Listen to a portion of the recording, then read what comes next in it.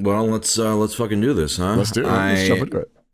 I have been asked by many to go on your podcast, but for now we'll settle for this one. I am genuinely looking forward to whenever that ever happens. By the way, I know you were like, I'm so sorry. Like people ask. I felt bad because I saw in the video you were like, please stop asking me about going on Trash Taste, and I was like, oh no, I'm sorry. Why are they harassing you? Listen, they're just eger. I get it. They are. Well, yeah. Whenever you're here in Japan, or maybe we're in LA, let's do it. Let's get it done. Absolutely. Now, as far as last time we chatted, I believe that was we were on a stream of mine doing a charity thing for rating anime wives and husbands. Yes. And I just could not let go of the fact that you thought Tifa was overrated. I don't even know if you remember this, but I remember it, and I can't stand for that. I'm sorry. I'm not a Final Fantasy guy. I don't know if I need to be, or is it go past the boundaries of enjoying Final Fantasy? I don't know. I just it's okay. I'm not that. You're telling me you're at the bar. Someone who looks like that just walks up to you. And you're like, nah, pass. No, thank you. I know. Okay, well, then, yeah, that's different. It's different. We're comparing every character and every medium to each other. You feel like you can be a little bit more picky because you have. You're like, well, okay, then who is the ultimate wife? Who did I say it was? I feel like I must have said who it was. I want to be consistent, but I can't. Who is the like just in all of and let's say all of anime, who's your number one wife? Like this is hard. Yeah, I'm trying to think of which mom character I like the most. Okay, that's a good start. Any MILFs come to mind like that are in the running? I'm googling top 30 anime and moms just so I can. Oh, okay, yeah. Even though in the show it's a little strange, I do really like Lisa a lot. She's very attractive. Okay. Yeah, that's a good choice. Yeah. And the first time I saw Lisa, I was like, okay, I am paying attention. 100%. That was what got you in. That was like okay. That's what got me through JoJo. Yeah. Nothing else. Sure. Yeah, okay. So Lisa, I think that's respectable. Would you say that's your number one of all time? I don't know if it's my number one, but when you just have a bunch in your head that you you think about often. There's got to be up there. For some reason, sure. On this list, the most 30 powerful anime moms, I don't even know some of these were moms. Yeah, like who? Is Medusa Gorgon from Soul Eater a mom? Is that a plot point? Medusa, I didn't watch Soul Eater because I watch good anime, but let me see. Let's see. Did you watch all of Soul Eater?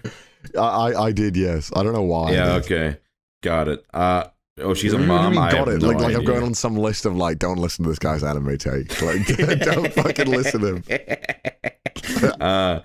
Okay, so I've seen this character. I don't know if they mean mom like literal, like as in a child came out, or mommy like Yeah, I know. Like a mommy. The internet has somehow made the word mom kind of vague now. Yeah, interesting. Let me ask, because now that with Trash Taste, and even before that, you've had a lot of people asking you, I'm sure, a lot of questions. What are the questions that you get asked all the fucking time that you're like, please stop asking me these questions? What are like a couple of them where you're like, dude, like I've answered this like ad nauseum. Like, let's say excluding like how do you get into voice acting, how do you become a YouTuber? Those are very we all get those. What are like that sort of series I made of never asked me these questions again? It's because like no joke, like every time on Twitch I'm like, okay, and I mean it's like tongue in cheek, because I'm not like actually mad at people. I get it, but after a certain point I'm like, I've gone to conventions and it's like I've answered these questions so many times, so it actually helps to put them in video form, so that people go, okay, I won't ask you those anymore. So do you have any questions like that where you're like, please, for the love of God, no more? This is a question I don't like people asking me, but it's for like I feel like a different reason rather than it's not annoying. More so, it's that when people ask me like, because although I've done a lot of voice acting in my time, I don't feel like I've done enough to warrant the question, what is your favorite role? Like, I don't feel like I've done enough characters or enough roles for people to ask me that. So people ask me that, I just have to give some kind of, I don't know, like a vapid answer, just being like, all right, yeah, this thing, I guess. I feel like I just haven't done enough. And I always get asked that question because I feel that people more often than not don't actually care about the question they're asking you, but they want to have a question that makes them seem interesting in a sense. Do you ever get that feeling? I don't know if I necessarily think that they just want to seem interesting. I think they genuinely want to know, but with that question, I agree, it's a weird one. Like, I do at this point have an answer, but it's always just like, the characters that I spent the most time with, you know what I mean? Like, the ones that the ones that you get to know the best are gonna be the ones you end up being your favorites because you just got to know them more. Right. But, there was definitely like a period like where like maybe before like I had booked some leads or whatever, I was like, I don't really like have like a favorite just because I don't know, there's just so many of them or whatever, like, or like none of them like really like stuck with me as whatever. And it's also kind of weird because you don't want to be like imply like this role is the best and the other ones are shit, right? You know what I mean? The productions weren't good, right? You don't want to be that guy. Yeah, right. I think so that's a question I'm always like, I don't know. Like I don't know if you've seen the other videos in that series I did, but all sorts of questions like funniest moment in the booth or like favorite line, favorite scene. It's like, I don't fucking know, man. Like, I don't remember. I just do the thing. I don't worry about it. Yeah, you do the thing and then like 2 years later it comes out. So it's like, and especially the funniest moment in the booth, I'm like, dude, I don't remember. It's hours and hours, and generally you just want to have it go smoothly. I'm not like farting in the booth every 10 minutes. Right, you're not really worrying about it. Yeah. So, okay, that makes sense. Favorite role. Is there another one that you're like, please, for the love of God? I don't see the point of people asking me stuff like, what's my favorite color? When people ask me that, especially at a convention, I feel like, I'm like, you came all this way. Maybe you bought a plane ticket. Maybe you bought a hotel. And you really want to ask me a question. And you ask me, what's my favorite color? Yeah. What is your favorite color? it's like a purple. It's I like they're varying. I mean, it's a good question, right? I could change my answer all the time. No, purple kind of. Purple. Okay, yeah, that makes sense. Do you know mine? Would you have a guess at what mine could be? I guess this is a valid question to ask you now. What is your favorite color? My favorite color is blue. Okay, I mean, like every second grade boy, my favorite color blue is blue. Just solid. Blue is a color that is very reliable. Everyone can agree that blue is a good color. It's always a good piece in a board game. In fact, I don't know if you know this, but whenever I play board games, I don't let other people take the blue piece if it's my home. Really? Yeah, I go. They like. I'm like, no, sorry, I just take it. I'm like, no, you were in my home. I'm so jealous of your board game life. I live like vicariously through your board game like videos. Yeah, I absolutely adore board games, but it is so hard, at least for me, to just get people in a place with the right table size and to commit to like an evening of board games. What are your favorites? Like, what are some that you really enjoy? I've barely even played any though, but the thing is that it's gonna sound basic as fuck. I absolutely love Ticket to Ride. Ticket to Ride is great. There's no shame in that. Game. I feel like that's like baby's first board game though, in terms of like hardcore board game people. That is like which version? Like the Europe or America or which one? I've played the America one as well, but the one I owned was the Europe one, and I felt the Europe one was more balanced when I played it. I don't know if that's fair. The Europe one is better because it has the stations. I have they sent me a really nice like 20th or whatever anniversary edition of it. That's I own. And yeah, no, I mean people like, for me, like, the basic quote unquote game I'm not a fan of is like Catan, right? I think Catan's kind of blah. But Ticket to Ride, like I respect it as it's a really easy to teach game, but every time I play that fucking game, it's fun. You know what I mean? Like, yeah. I got super into, they have an app version, an official app, and it has all of them, like Ticket to Ride Africa, Ticket to Ride India, Ticket to Ride the Nordic countries, so Didn't even know they had all these. They have a lot, and because I like 100% at all the achievements on all of them. I just played it nonstop. So oh my god, no, absolutely, like high respect. Like that is. I has anyone ever, like, when you said, "Oh, I like Ticket to Ride," they go, "Ha, baby!" Like, I do think they I've laugh had some at you? people who are really big fans of like some really complex board games. Games that take like the first like hangout to just even understand what's going on. Sure. I've had some people who be like, "Oh, all right, okay, I get it." I'm like, "What? It's good. It's fun. It's a great game." And also, a lot of people I try and play board games with a lot of the time just will not want to play or connect with one that takes more than 20 minutes to explain. I see. I don't know how you get over this issue. Maybe all your friends who you play with are like really invested in board games, but for me, it's like I can tell if the rules are too complicated, I'm losing them. I'm like, come on, just try it. It's easy, I promise. For me, it's very. I definitely pride myself on picking the right game for the right crowd. You know what I mean? Okay. Or vice versa. Like, if I want to play a specific game, I know which people to invite. Like you said, like there are some people who, they don't have the patience for really, really long rules. Right. So it's like, okay, certain types of games, I'll invite them over. If it's a game that's super fucking dense, like I love all games. So I love easy games. I love complex games. As long as they're good, that's what's okay. Important to me. Like the preference for me is actually this, like the nice, sweet sort of like middle, like we call it, like in the board game geek sort of lingo, it's like 1 to 5, like the 2.2 to 2 to 3 range is like perfect.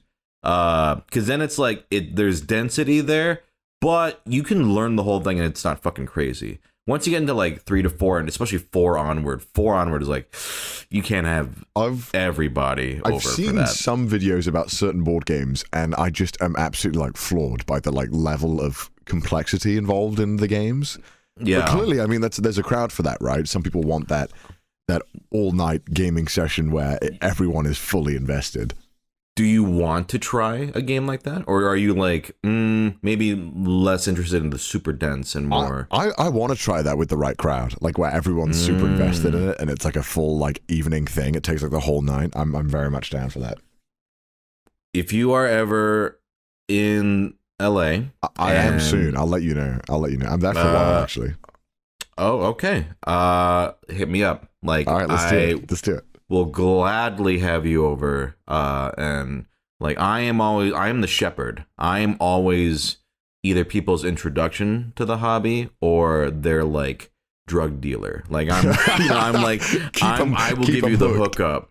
Like I have the collection. I have the knowledge. Like I know exactly. What was that? You know what? Another thing, I don't know why I watched this video. This is like, I watched your video of you assembling the Wormwood modular gaming table. Oh, and why is that a video I wanted to watch? I don't know, but I was so fascinated by this table. I thought this table was the coolest table I've ever seen.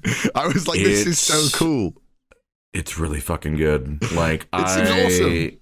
It's, as you know, as someone who's very, very into the hobby, I'm like, oh my god, it's beautiful. Like the cup holders, the cover. The biggest thing is the cup holders that slide along. That yeah. I was like, I'm sold. Take my money. Yeah, they're magnetic. The cover is like the biggest game changer, because where I'm currently living, in my apartment, whenever I have people over, like if the game's on the table, was on the previous table, and like we got food or something, it's like, okay, everybody go stand in the kitchen awkwardly and like eat, like, eat standing or like on the fucking counters or whatever. But now we can put up the planks, and I'm like, oh my god, this is incredible. I can eat at the table, and there's a game underneath that's untouched. Dude. Like, it's truly amazing. I'm so jealous. So, well, you'll see it in person at some point, I'm sure. Okay. I'm excited now. I'll be at your house. Like, is this the Wormwood modular gaming table? Exactly. Yeah, we can talk afterwards about that. But for me, the board games have been a big thing. Now, I'm curious for you, because obviously, you're really well known for anime and stuff. Right. But are there any interests or hobbies you have that aren't as well known by your fan base, or like you don't really talk about, but you do have like a big interest in, like anything that is sort of like, oh, I wouldn't expect Connor to like necessarily be big into this, but anything like that? Oh, that's a good question. It's I try and learn new hobbies, and then I end up just getting burnt out a lot of the time. Like, okay, and this is the sad thing is that for a good period of time, I was obsessed with like getting just plants for my apartment, and I was like, getting a bunch, researching, going on the subreddits where people would tell you the optimum like pouring angle for the plant to ensure that the ripeness of it's just absurd. The level of detail people go into these things is just quite mind-numbing at times. Sure. And then I get burnt out, and I let them die because I forgot one week where I was busy, and then all my work's gone down the toilet. How long did you have the plants for until they died? Like 3 months. Oh, that's not bad. How long did you spend researching the plants? And then it was like 1 week of weakness where I forgot to water them, and then I was just reminded that I can't forget. Damn, that sucks. Maybe don't get a pet. Yeah, I was gonna say I haven't got a pet because I like traveling at the moment, so that's I would have a pet by now if I wasn't always leaving my house for making videos or traveling or going places. Sure. Maybe when I'm older and I travel less, but right now it's unfortunately my lifestyle doesn't. It would be irresponsible of me to get a pet right now. That makes sense. But no, unfortunately, like a lot of the time, honestly, I don't actually have that much time for other hobbies. My life is so heavily invested in content creation, but not in like an obsessive way where I'm desperate to stay relevant or something. I'm genuinely just really obsessed with live streaming and making live content. I don't know why. It's something I've really invested heavily into the past 2 years, but I'm so it's what I enjoy doing more than anything else. And I mean, I think that's what's important, right? Is like, as long as you are enjoying it, that's great. Like I'll see like you're doing like also like crane game challenges and like doing other and I assume you enjoy doing these things. I love it. So like that's the best of both worlds, right? Of like, hey, I like making this shit and you guys like watching it. Fuck it, that's and it's successful. That's great. For me, it happens to be, eating fucking Lunchables or something. I love whatever. Those videos, and I love making them. Like, no joke. Like, I'm a weirdo where, for me, like, if there's a list of things to conquer, I'm like, let's do it. Like, for me, like, one I finally finished was like, riding every ride at Disneyland, right? Like every ride, even the shitty rides. Like, there's something about, I accomplished that, that is weirdly appealing to me. You don't really give a fuck about gaming the system or creating what you think people want. I've always admired that. I appreciate that. Yeah, I mean, I think if I tried doing that, I not only would go crazy, but I don't think I'd even be that good at it, Like, I think it would just lead to misery, as you well know, as a fellow, YouTube and whatever. Yeah, it could burn you out. I mean, that's why I think it's really impressive that your channel's 4 million or something in there, that, right? Mm-hmm. Yeah. Mm-hmm. That's insane that you've gotten to that, just like uploading whatever you wanted. That is rare. Yeah, it's definitely weird. But that's awesome. That's amazing. That's so cool. Yeah, I'm happy just doing that, I guess. But now I know I've asked you this before. Now, like right now, obviously you're living in Japan. Yeah. And obviously killing it. But Thank you. like in the future, do you have any idea where the future might hold for you? Do you think you might go like maybe I'll stay here like a couple more years now because I just really like it, or what are you thinking, like location wise? It's a tough one because every single like 2 years of my YouTube life that I've been doing this and voice acting, I never thought I would end up where I did. Every 2 years I was constantly surprised at where I went to.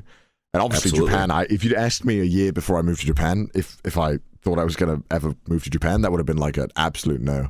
I never thought I was going to move here. I also didn't want to be that stereotypical anime fan that moved to Japan and then is just like a burden on society. And right.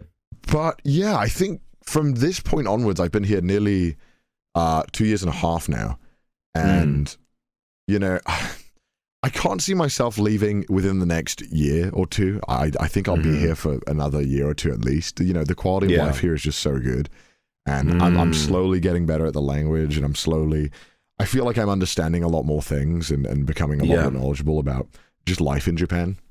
And the main reason, honestly, is that I don't see where else I could go right now. Like, I think there is a timeline, or there is a possibility, there is a version that I could live in like LA and try and do stuff out there and try and create content out there. But also, right now, I feel like I don't think I need to do that. I think I can just enjoy what I'm doing here. And maybe if I ever really want to mix things up, I could try and go out there. But right now, and London was, I lived in London, but for YouTubing and that kind of stuff, the scene there is just, I don't know, it's not very good. I don't know, it never really felt alive. Like America felt alive, and Japan even felt more alive, and it felt like I had way more opportunity. There's a lot more things to do here. How old are you now? I'm 25. God, you're young. Okay. Really? Yeah, Am I young? I'm about to turn 26 though. Just young. Wait, how old are you? 31. What? Are you? Yeah. How old did you think I was? I thought you were 26, 25 as well. No, I'm 31. Yeah. You have such a young I do have appearance. a very young appearance, yes. You're so joyful and gleeful. Exactly. Spring in my step. Right. Man, you got plenty of time to really. Yeah, dude, I've been in the like online voice acting scene since I was like 16. That's how long I've been doing this for. Like, and that was like I think kind of like how I kind of got into YouTube. Yeah. For me, I think I started doing the online stuff like actually seriously, 2012, so 10 years ago. So that would have been 21, 20, around that, for me. I think, I didn't do it seriously for a long time, because I think it's weird, when you're not American, you feel that even if you're doing it in English and you have a native English, accent, and be it for me, British or anything else, you often feel that like, you can try and do voice acting, but because you're not in America, it's like, I can't actually do anything seriously. I see. So for the longest time, I never considered it as anything that could be anything really. And then I started realizing that, maybe if I just go to the right places and I do the right things, I can maybe get some jobs in the UK. And that's what ended up happening. And that was by sheer luck as well. Yeah. I going back to what we were talking about with, where you're living. I mean, with the success of everything with that you're doing in Japan, it's like, fucking enjoy it, Right. America's a shithole. Truly a terrible country. I get it though, like especially for like, especially if you're looking into maybe like voiceover, the opportunities, the job opportunities are really nice. Oh yeah, I'm sure life in America might not be as good, but there is a lot of opportunities, especially for like content creation or that's true. Traditional media or whatever you want to do. I mean, and unfortunately, whether we like it or not, it's all in LA. Like, it sucks to admit, because LA is like a hellscape at times, but that's where all the work is, right? And even now, doing voiceover online, I was getting a lot more. Now that people are worrying about COVID less, I've noticed that the amount of stuff that I used to be able to read for is slowly getting less and less now, whereas people are moving back to the studios, which is kind of sad. I'm like, no, I really enjoyed doing anime when I could. That's right. That's because remote recording was and is, but it was like the norm for a lot of anime back or like months ago. Yeah. But they are definitely kind of going back a little bit. Yeah. I'm interested to see where that goes. But I will say actually, because a lot of people shit on LA, including myself, but in LA's defense, if you do ever move, I mean, I know, have you been here? Yeah, I've been to LA a bunch of times. Besides, I know we met. I don't remember where we were. San Francisco. San Francisco, right? San Francisco. But I didn't know if you'd been to LA proper. But How many times have you been out here? I've been to LA 4 times now. Okay. So you got like a pretty good like exposure to it. Yeah. I was gonna say the food here is fucking phenomenal. Oh yeah, like, dude, the food is amazing, but that's the problem. It's too good, and it's too bad for you. I'll end up fatter than I am. Yeah, it's worth it. Yeah, the food is quite good. So, and like you said, in terms of sort of things to find to do for fun, like yeah, it's a pretty like infinite landscape for that. Like things are always coming here, things are always popping up. Well, with that said, I look upon your antics in Japan with such envy. Yeah. I'm like, oh my god. People can't fathom what I say. There's a time that I might want to move, right? They're like, why would you ever leave, you know? But I also understand because, you know, you're an actor, right? And I'm sure like with that, you know, a lot of people feel the exact same way. It's like, I'm happy where I am, but, you know, I want to like, you know, pursue a certain career lines further, you know what I mean? And this I mean that was the same for me, you know. I could have, like, if I had stayed where I was in like Michigan, whatever, I could be living in a huge mansion right now probably. You know what I mean? But no, it's like you gotta fucking, you know, go for it if you feel like that's the right thing to do, you know. To me it's like, you know, once I feel like I've achieved or done everything that I think is possible in an area, or like where I feel like I've hit a goal in that area, I'm like, okay, I'm ready to move on now. It's not about whether I love the place to death. It's like I just feel that like professionally and personally I'm fulfilled with living in this place, and I'm ready to move. You know, because I don't have anything that's tying me down right now. So I feel that if you have the opportunity to mix things up and you feel that you need that and it helps you, you should definitely be doing that. My alarm's going. Gotcha. Oh, you're good. Right. So, how many big moves have you had? Like, was it from London to Japan? Was that the main big move? Have there been other moves prior to that? Like, that was the main big move. I mean, my family's from like a small town in Wales, which is even then, people don't know what Wales is a lot of the time. I'm very proud, and I always talk about it because I want people to know that it exists. Sure. And so I moved to the other side of the country when I was like 18 to go to college or university, because I just wanted. At the time, my thinking was, I just want to go as far away as possible and see what cool stuff happens. Turns out it wasn't far enough. And then after that, I just, on a whim, I was like, okay, I want to be in London to try and get some voiceover gigs. And so I went out there with no plan. Which is a terrible idea, and you should definitely have some form of plan. But somehow it worked out, and I ended up you know, getting some gigs there. And then the big move was London to Japan after that. London was really fun. London's a great city. I really love London. I would love to go. The only place I've been to in Europe is Ireland. I mean, Ireland is equally beautiful. I mean, it was beautiful. I loved it. But I had a con that took me out there, but other than that, nowhere else in Europe, which I would love to, you know, you're gonna go to London. Explore London's that more. Yeah. Now besides, like let's say LA or whatever, is there anywhere else you would even consider, or you're like, if I'm gonna make the next move, if or when, it'll probably be LA next, just for the work. I can't see myself moving anywhere else. I mean. My goal is eventually, you know, hopefully to become successful enough where you can kind of bounce between locations when you want to. But obviously, doing that is extremely expensive, and it's I mean that's a dream down the line. I think that's not feasible right now.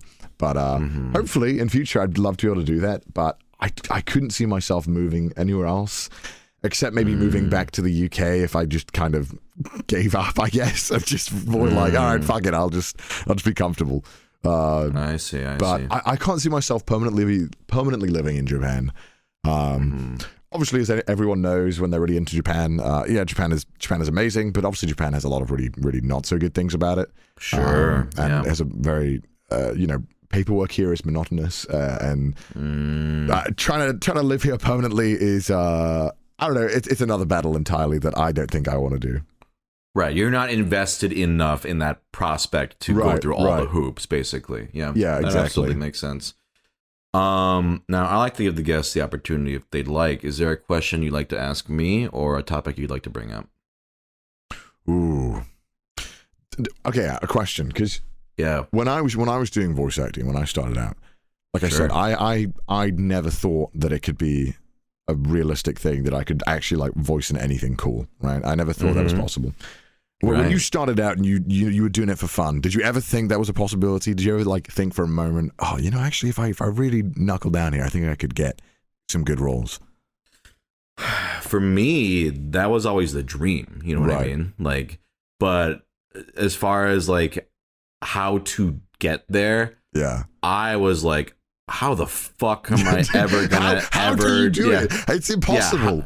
It really does feel that way, like because I graduated from college, and I don't know if you know my backstory. Like, I actually don't. So this is like I know that I'm sure your viewers know it, but I'd love to hear yours so I can kind of like compare the journey and be like, okay, so this is sure. A lot of us have very similar journeys, I think. So the TLDR, because people on this podcast have heard this, but I made a Tumblr. And that was in 2012. As soon as I graduated from college, I was like, what the fuck am I going to do? And I decided, okay, I'm going to make an audio post every single day. And I did that for years. I didn't miss a single day. From 2012 to, I want to say maybe 2016 or something like that, 2015. And so that started to build a little audience with some notable stuff, like some weird sort of coincidences in my life. Do you know the webcomic Lackadaisy? I do, yes. Yeah, I used to do fan dubs of that. And We've all been there. It's not. Oh yeah, absolutely. Like, yeah, I say this with pride because, like, you know, when people ask, like, how do you get into voice acting? I'm like, dude, just make shit online, do fan dubs, like make stuff and meet other people doing this stuff, because that's how you're gonna eventually get in potentially. And so it was one of those full circle things, because like a couple of years ago now at this point, Lackadaisy is getting an actual animated film through Kickstarter. Oh wow. And the creator contacted me, this was like 8 years later, being like, hey, like through your dubs, your voice for this character is my headcanon voice for the character I created. So awesome. I was like, oh my fucking god! Like if you had told me that in 2013, I would have shat my pants. You know, like it truly was like a wow. This feels like a weird closed circle loop or whatever. So yeah, it was like that, and then it grew in like through like shit posts and making comedy stuff on audio form. And then Vine kind of happened, and but before even Vine happened, I booked a game called Apotheon. That was the first professional role I ever had. It was this is probably like 2013, 2014, and I was Zeus, the main final boss in that game. And that kind of led to like there's an indie game called A Hat in Time that I voiced in, and so like as the sort of other side, the internet, like you know, Vine, which led to YouTube, kind of was growing. Right. The voice acting stuff had already started, and I was sort of grinding through like indie games and auditions for that kind of thing. Right. And then as both kind of like started to grow exponentially at the same time, and so like right around the time I got my agent was the time I booked a Cartoon Network show called OKKO. And that was before I moved, so I actually had to fly out and record. God damn. I flew to Michigan to record it. And then I was Taft-Hartley and everything. So that was when shortly after that I was like, should I make the move? And I was like, well, actually there was a whole nother thing. I don't know if I ever told you about this. I was almost in a live action show. Did I ever tell you about this? No, you haven't. There was around that time, there was this big live action superhero show. I won't say the name of. All right. But I was in the running. No way. And I was the second choice for one of the leads. in this. It was like it's okay because it actually ended up going to. It was supposed to be full season, and I always talk about this show, and I never say the name, but I think people can figure it out if they piece it together. But I just won't say the name. But it was a show that was for a very big comic book thing, and it was supposed to go to a full season. I was the runner-up. I was rejected because the other guy was shorter. No way. Yeah. And it ended up getting shooting a pilot, and then completely canceled. Like they never shot the full season. So I dodged a bullet. Yeah. Because the contract was the scariest thing I've ever read. It's like we own you, blah blah blah. Yeah, I figured as much. That like you can't do anything. You can't breathe without a permission. You're ours. Exactly. But you did the Crunchyroll show as well. That was live action, right? Yeah, and that was great. I loved doing that. That was an absolute joy. Yeah, but this thing was like if I had gotten it, I would have had to move. Like in a month. No two ways about it. You're like you got to. Yeah, I was like, no, I had no choice. So I told my wife, I was like, are we gonna do this? And she was like, if you get this, we'll do it. And then I didn't get it. And then I was like, okay, well, fuck it. You still want to move? And then weirdly enough, that's when my agency reached out to me. It was like, hey, do you want to be represented? And I was like, what? I was like, oh, yeah, awesome. Okay, sure, great, thank you. So that was all 2016. And then I moved out here 2018 now, 2018. So I've been here for about 4 or 5 years. So that's my sort of... What a cool journey, I mean, but, what I always tell people is like, when you were asking, like, did you know if you would ever... Like, oh, man, there were countless nights of me in my apartment staring up at the ceiling. Like, will I ever fucking ever... ever get into this industry or like get to that whatever dream job or whatever. Like I'm like to my wife's credit, she was like, yeah, you're good, and you just gotta I believe you will do it. That's the thing. People are always like, how do you get into it? How do you get into it? And it's like, you have to. There's so much luck and grinding involved, and it's luck and grinding, and you have to be able to do it without any guarantee of success. Yeah, that's true. That's true. Right. Yeah. It's a hard one. It's really hard to tell people what to do because everyone gets there a different way. But the one thing that is becoming more consistent is that I'd say the people who are fan dubbing stuff, who are putting in the hours, were practicing a shit ton in all their free time online, are the ones who I see popping up in all the anime, all the video games. Absolutely. I'm seeing a lot of names where I'm like, oh, I know you. Yeah, fuck yeah. Like you earned, like, people are like, who's this newcomer? I'm like, this person has been in the scene for like as long as I have, and they're amazing, and they're finally getting their due. You know what I mean? Yeah, exactly. Like it's like, I mean, when I saw that you popped up in was it Spirit Chronicles? I did, yeah. It's obviously not the biggest show, but it was something.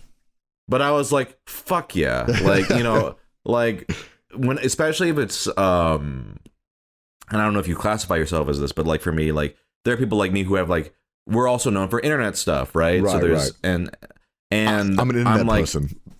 Yeah, it's like I view myself as a voice actor first and foremost, and I'm sure you also strongly view yourself as an actor. But so when people like us do get to be it, because you're a good actor, so you like get to be in stuff, and I'm like, good. I extra root for people who, some people might go, who's this YouTuber? It's like, fuck you. Yeah, like, there's that level of expectation that you're going to be worse, right?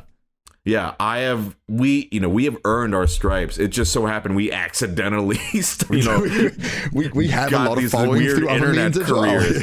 Yeah, exactly. And then, the hypocrisy is like, you see all these voice actors now who are like, hey, I'm on stream, I'm on Twitch, follow me. I'm like, it's like, it's true, I'm like, oh, how the turntables, like, well, great. It's always been like that as long as I can remember. Even back in like when I was going to cons, and I had like even like a much smaller following than I do now. Back of like 60,000 Twitter followers, and I was I'd go to these conventions, and some of them aren't around now, so that, I mean, I don't feel too bad telling the stories, but like some of them would be kind of, oh, you're a YouTuber? That's cute. Oh, by the way, can you shout me out or something? And it's like, whoa, hey, what the fuck? Are you talking about congoers or guests or what? Yeah, sometimes other guests. I see. Much older. Like older guard who've been around for a very, very long time. Oh yeah, no, I'll tell stories. Like I won't say names, but yeah, there was definitely early on. There was one con I remember. They, to my chagrin, were like, YouTuber, ProZD, or whatever. I come on out or whatever. And at the time I had not booked like the roles that I have now. You know what I mean? Right. So, but I had still been in some stuff. But it made more sense to say YouTuber for the con, I suppose. Yeah, and so I don't blame them, and that's not their problem. But like the person after me made a comment like, hey, I'm the someone who YouTubers are taking my role, like a joke or whatever. Oh my gosh. And I was like, cool. It's like, oh, I respected you. Oh no. Yeah, I'm like, great. Like it seems like a weird cheap shot. Okay. I've also had stuff where like people go, or this is a while ago now, but people like, they go, who are you? Oh, but then they see your Twitter following, and then suddenly they like, lighten up a bit. And I'm like, happen.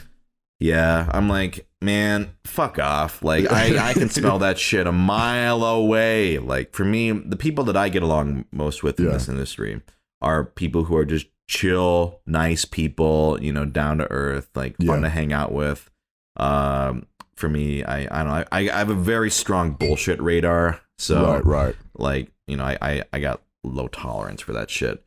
And and there's also, I know, like a lot of voice actors, there's that kind of period where maybe some voice actors feel like, oh, like, am I a real voice actor because I haven't booked a lot of stuff? But I always say, like, did you get paid to do it? Yeah. Then you're a voice actor. I mean, that's really what it is. You know what I mean? Like, and not everyone can do it full time or whatever. Not everybody can blah blah blah. But that doesn't mean you're not a legitimate voice actor. You've done the role, you've been paid, and your work's good. You're a voice actor. Exactly. That, or like, oh, people know, but I mainly do commercials. Well, first off, commercials make fucking bank. But it's like, oh, just because kids at conventions don't know who you are, like, I do audiobooks, I do whatever. It's like you're making money doing voice work. That was a big thing for me for a long time, because the work I was doing in the UK was exclusively commercial work. I mean, it's sometimes you have a voice that is a blessing and a curse, and I think my voice lends itself extremely well to selling people things, which is great, because I was really happy that I was finally in a professional setting. Because the way I'd gotten into the scene in there is that I went to some workshops. And the people who ran the workshops also owned the studio, who also had their own roster, which they recommended. It wasn't an agency. It was like, it was a roster, and they said, all right, if you don't want to go through an agent, you want to rent a studio and you want a voice, we can hook you up. Okay. Yeah. So I was doing a lot of commercial work through there, and in one hand it felt amazing, because it was like, finally, I know I'm good enough to do this, and I'm doing it. Yeah. And they expected me to be as professional as anybody. I turned up and they were like, you know what you're doing, right? And of course I'd lie and be like, yeah. I mean, I did. I've done this so many times. Yeah. But like, I didn't know like the actual etiquette of things. And on the other hand, it was very frustrating, because people would be like, oh, you're a voice actor, what have you done? And it's like, well, my God. You're not going to be impressed by an ad. Like, even if I showed you, you're going to be like, well, it's not a character I like, so fuck you. Yeah, I get asked, it's when like a Lyft driver or whatever asks that, and I'm like, I don't know, do you play video games or watch like cartoons? Like, are you gonna like unless I'm like, yeah, I'm Mickey Mouse, it's like, you're not gonna know anything that I say to you, or whatever. Right. So that whenever people are like, who are you? It's like, I'm sorry, am I Google? Like, there's a lot of roles, and all of them are the one that you know about, right? Yeah, it's like this. I'm not your puppet to like impress you or whatever with whatever.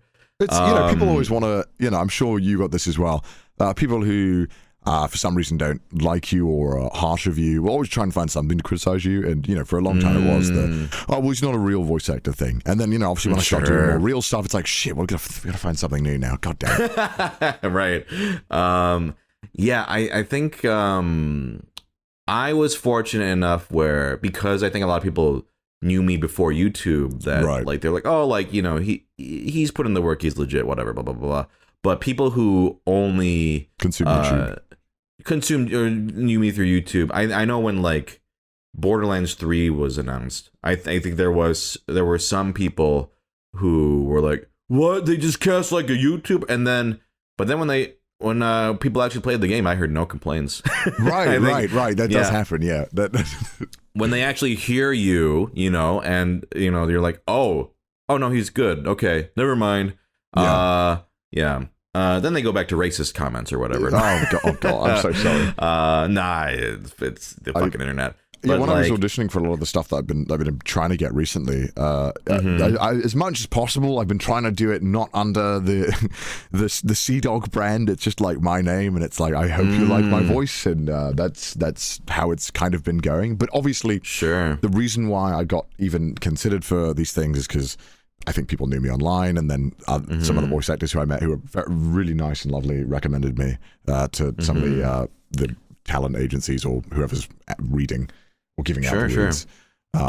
But yeah, it's been a lot of fun. Doing anime for the first time was surreal after thinking about it for so long, I suppose, and idolizing it as like a teenager going to do voice acting. It's really strange. Right. Yeah. And I think some people might think like, oh, like you got the side just because of blah blah blah blah, but it's like, that doesn't mean fucking shit. Like, because if you're not good at your job, you're not gonna get the role. You know what I mean? Like, yeah. They wouldn't have cast me if I had done a bad job, I'm pretty sure. Yeah, and then I don't think people realize, like, once you go like to the sort of like the prelay sphere, like cartoons and stuff, like you're competing against like every stand-up comedian, every celebrity voice, every like like people like agents and whatever, casting agents find people through all kinds of shit. That's why it always pissed me off when like people like someone who would say something about some like, for example, I don't know if you know like Lily Pichu. Yeah, Genshin, right? Yeah, and she's great, and and she's also has been putting in the work and for a long time. But people are like, oh, she's only getting it because of blah blah blah blah, because of fame. And it's like, no, she fucking auditioned and whatever. And I'm like, it's so hypocritical when people say that, but like they don't complain when it's like, oh, celebrity voice actor is in this animated movie, whatever, or such. Like they're only getting it for sheerly for their fame. Like they are not having to audition for that. Whereas like internet people, who you oftentimes I find that you have to more like prove yourself. Like, people are like, you kind of mentioned before, there's a skepticism like, oh, is he a real actor? It's gonna be worse. Oh yeah, show me, like, in having to kind of get that, like there's such a stigma attached to it, and I'm like, it's just someone who also does YouTube. Like, fucking relax. Well, I mean, a lot of the somebody's favorite voice actors are also trying to do YouTube. And the difference is that it's just a different order, right? I happen to get big on that thing first, and then I've been doing voice acting longer than I've been doing YouTube. Same here. YouTube is I feel like there's more of a formula to ensure that you get growth, right? Whereas voice acting, it's like, all right, if you get a break, you get a break. Sure. Now, I have some questions regarding anime. Let's just go. I'm sure you've never talked about anime before, but never. Because I feel like the sense I get from you guys, and when I say you guys, like Trash Taste and some of the younger folks, it's like I think Gaunt's the same age as you. Then no, Gaunt's 31, I believe. Well, again, he's got that youthful aura. Youthful aura. I'll let him know you said that. I think there's a lot of interest in the newest stuff, and I can't keep up with all the new stuff. Like I'm always like several years behind. Like I'm like, oh, I watched Odd Taxi, and it's like, but did you watch Demon Slayer? It's like, I haven't seen Demon Slayer, not because I don't want to. Well, first off, it's not, I get it for you guys because it's your job, right? You gotta be on top of that shit, but I guess besides all, like, what are some of your favorite lesser known titles, maybe, or stuff that maybe is older, or stuff that that Good you question. maybe you're like, oh, I wish I could talk about this. It's not gonna do well on YouTube or whatever, but like these are some of my close to my heart sort of things. Like, you got anything like that? I don't know how well known it is, but I've sang its praise multiple times, so I'm sure people are more aware of it, and also people who watch me probably know of it more. I absolutely love the show Bokurano. Do you know the show? Oh, I know the name. It's a very depressing show. Okay. It's really amazing, and I cannot recommend this show enough. It is horrifically saddening, and you will be feeling like you have no faith in humanity afterwards. But I know this one. I haven't seen it. I think I read the first volume or something of the manga. Yeah, this one sounded depressing as fuck. It's extremely depressing, but nobody watches this also because it looks, unfortunately with anime, a lot of the time, people who are into a lot of the newer stuff don't like to watch, and I'm guilty of this myself at times. You don't want to watch shows that look old. You know what I mean? Sure. Yeah, they want the new stuff. They want the Sakuga. Right. They want the Demon Slayer. They want the, I get it. And it definitely, it looks older, but it's a great show. It's really compelling, and I don't know anyone who's watched the show who didn't also have a lot to say about it, and also was left with something. Yeah, this is this is Gonzo, right? This is like that. Oh, okay, yeah, I can. That's how old it doesn't exist anymore. Right, shit. For those kids listening, yeah, Gonzo was a studio, but okay, yeah, I should watch this because it does look really. The concept is quite dark. I won't say much for spoilers, but I do remember being like, oh shit, like this shit gets real. It's definitely one of those shows that you don't want to watch when you're not feeling too great. I see. How about in the manga sphere? Is there anything like a hidden gem for you? And do you read a lot of manga as well? I was going to say I'm guilty of not reading enough manga. Every manga I've read, I've absolutely loved. But the problem is that I'm just so bad at starting them. I've been putting off starting Kingdom for so long. Gaunt has been telling me that it's like amazing. But also I know it's not going to end anytime soon, so I'm like, I don't want to start reading it. Kingdom, I'm definitely interested in because I like a lot of like historical seinen stuff. Likewise, same, have you read or seen Vinland Saga? I've read and seen Vinland Saga. I love reading Vinland Saga. Was one of the most fun experiences I've ever had. So fucking good. Have you read Vagabond? I haven't. That's also another one that I've been putting off, but I know I need to read. Vagabond's really good. It's really depressing though that it'll never get done because I started reading it and I have I'm looking back at my shelf. 12 of the big omnibuses, and I'm really enjoying it. And I was like, oh man, when's the next one coming out? And I look it up, and it's like, I don't think the mangaka is really interested in continuing. Oh, and yeah, he's not. He's not. Man. Which is a shame. But I know he's doing what's the other one? I think Real is the manga. Another manga he did. There's obviously a slam dunk, of course. Yeah. Or it's like Hunter x Hunter, you just know it's never going to be finished. It's never going to be done. Well, that one is just he's just never going to get it done. But at least with Takehiko Inoue, it's but he's got other shit he's working on. I get it. Because isn't he doing a movie now or something as well? I feel like when you come on Trash Taste, you'll realize that I am the one who knows the least about all of anime. Okay. Who of the three is the most knowledgeable, would you say? That's hard. Anime? It's like Gon and Jay are so much more knowledgeable than me, and they both know so much about anime. And Joe knows all the Japanese names as well, and knows a lot. Okay. Joe's very knowledgeable. They're both really knowledgeable, but Joe doesn't watch anime anymore, so I guess he loses points for that. But Joe knows a lot about anything before. He doesn't watch anime anymore just by choice? Why? This is going to be good. You should ask him when you come on the podcast. Interesting. He kind of fell out of anime a little bit recently, so he doesn't watch that much. I think he watches some shows every now and then. burnt out. It's kind of like it's just like not as good as it used to be. I think he's burnt out. Interesting. But he still reads. Yeah, he still reads manga. Yeah, he still reads a lot of manga. Okay.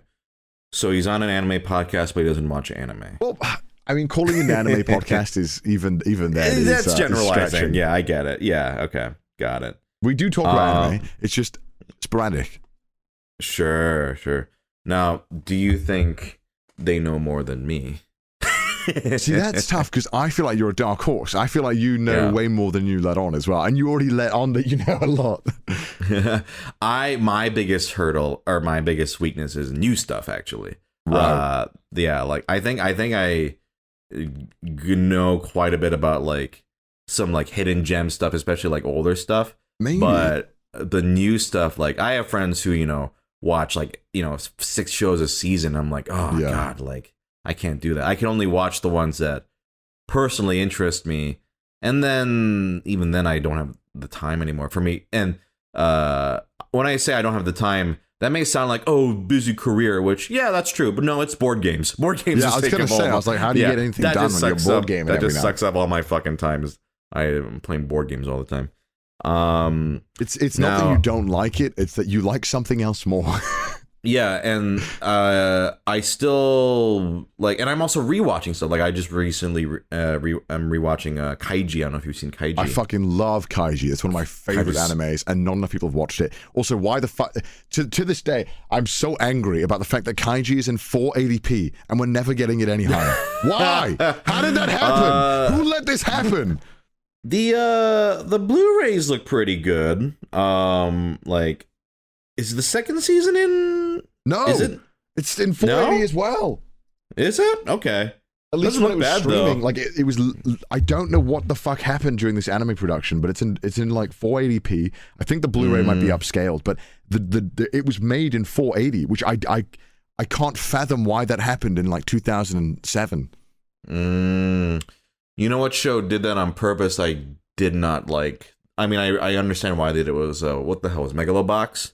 Like yeah, it's kind of grainy. I get it. Yeah, but, they did it on purpose, but I was like, it's 4:3 as well, right? Am I crazy? It's 4:3 intentionally, and it's supposed to look like an old anime, but I'm like, even the anime back then didn't look like this. It looked clearer than this. But yeah, that's the one thing that just makes me so sad about Kaiji, that it's so hard to convince people to watch it because they turn it on, they think it's like this archaic, Indiana Jones sealed away in a vault-esque show that needs to be dusted off when you watch it. But it's the best gambling anime ever made. Like, it's fucking when people great. are like, I love gambling anime. I love what's the name of that one that's really popular? Kakeruguri or whatever. Yeah, they're like, I love it. I love gambling anime. I'm like, no, that show sucks. Kaiji is so much better.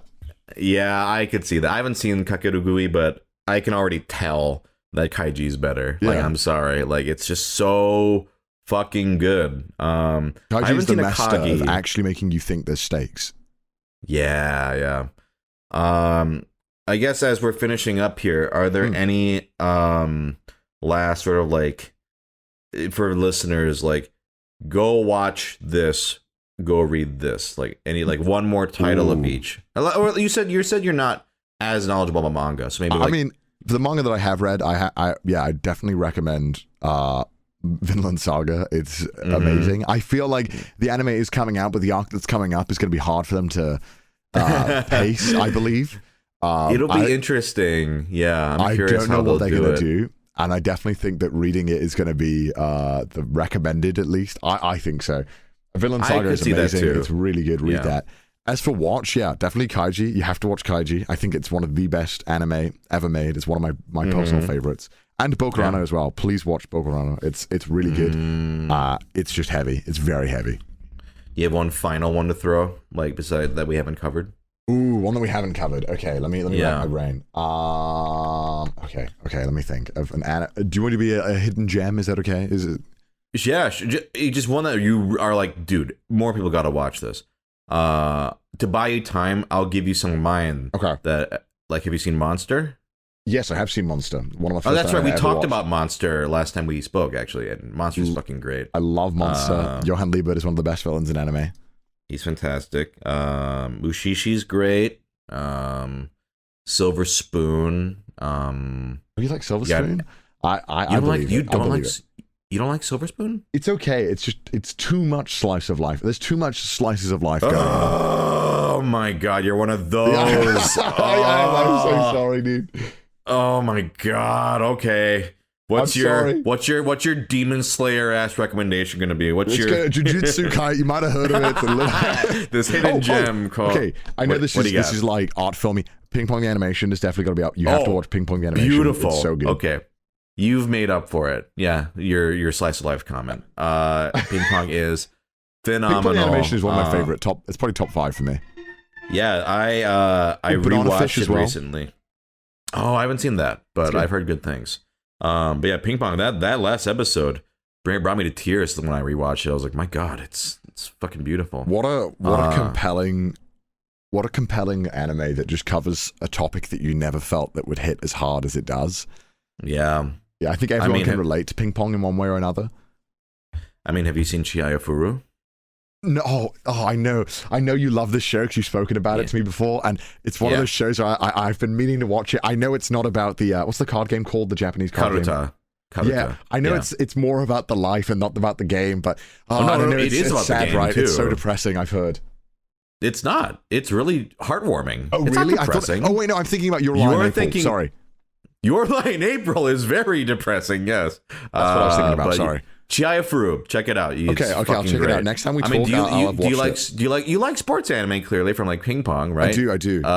Chihaya-Furu is fucking great. Okay, watch it and let me know what you think because it's fucking great. 1 ounce is really fun as well. 1 ounce? 1 ounce, the one where it's like the baseball, like the high bets or whatever. Baseball. Yeah, I need to watch that too. That one's so fun. It's very fun. Yeah, fuck it. Now you got me on. I know. We got to wrap up, but one last question. Okay. What anime do you cry when you watch stuff? Yeah, all the time. What made you cry the most? Maybe, and if it's a spoiler, don't say exactly, but what show made you, or movie or whatever in the anime medium made you cry the hardest? Oh man. Or what's one recently that made you cry? Recently? Oh my gosh, dude. No, it's embarrassing. I can't say I cried at like Jujutsu Kaisen, man. I can't say that. But you did? Okay. I did, yes. I haven't seen it yet, so anytime the music comes on and there's like emotions going, it just kind of gets to me viscerally. I don't know why, and I just start like tearing up. But it feels great. I'm like glad I'm crying. I'm like, this is awesome. I feel like a weight has been lifted.